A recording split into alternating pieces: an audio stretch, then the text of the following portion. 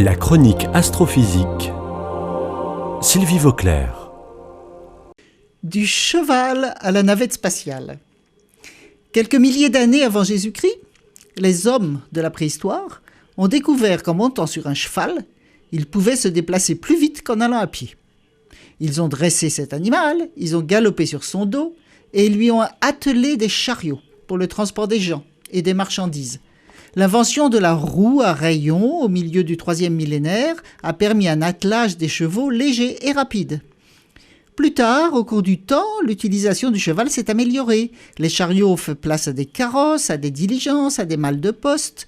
Et tout ceci a continué depuis l'aube de l'humanité, pendant des millénaires et des millénaires, jusqu'à quand ?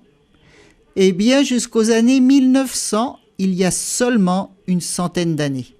Ça a été d'abord le premier moteur à explosion, la première automobile, et seulement quelques années plus tard, le premier vol d'un objet plus lourd que l'air. L'Éole, le premier aéroplane de l'ingénieur français Clément Ader. Les hommes qui vivaient à cette époque fascinante pouvaient-ils imaginer que moins d'un siècle plus tard, on marcherait sur la Lune ? Cette histoire est très symbolique en ce qui concerne l'évolution des connaissances scientifiques et techniques. Pendant des millénaires, les hommes se sont attachés à utiliser le mieux possible ce qu'ils connaissaient déjà, dans la routine, en l'améliorant comme ils le pouvaient. Et tout à coup, en quelques années, grâce à quelques génies, mais aussi parce que le terrain était prêt, un bouquet de découvertes a brutalement fait basculer l'humanité dans une autre dimension. Les découvertes scientifiques se font toujours, par définition, en dehors des sentiers battus.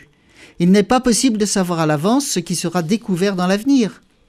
Bien sûr, les recherches doivent être programmées à l'avance, les directions d'études doivent être fixées, mais il faut toujours rester en éveil et garder en tête qu'il faudra un jour bifurquer, car la nature nous réserve des surprises. Pourquoi ce besoin de recherche ? Pourquoi ne pas rester tranquille dans son coin en essayant de vivre le mieux possible sans se casser la tête à mieux comprendre le monde ? La seule réponse que je peux apporter à cette question, c'est que cela fait partie de la dignité humaine.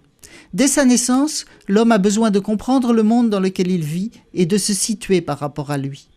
Imaginons un bébé dans son berceau. Il a besoin d'explorer, de comprendre le monde autour de lui. Et dès qu'il peut sortir de son berceau, il va chercher les objets à sa portée et il les étudie à sa manière. Et puis, quand il commence à parler, il demande « pourquoi ?» Pourquoi la lune dans le ciel ? Pourquoi l'herbe verte ? Pourquoi ça fonctionne comme ci, comme ça ? Les parents ont bien souvent du mal à lui répondre. Eh bien, l'humanité est comme ce petit enfant.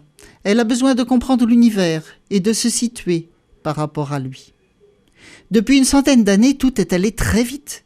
Des satellites et des sondes spatiales sont à présent envoyés dans l'espace en permanence. Le retour des hommes sur la Lune et les projets de voyage vers Mars se discutent sérieusement pour un proche avenir. Pour les enfants du XXIe siècle, tout ceci est devenu la routine. Mais si on prend un peu de recul pour se remémorer l'histoire de la Terre, l'histoire de la vie, l'histoire de l'homme, ainsi que celle des générations précédentes, on ne peut qu'être ébahi d'exister à une époque si particulière de toute cette histoire, celle où l'humanité quitte pour la première fois son berceau planétaire.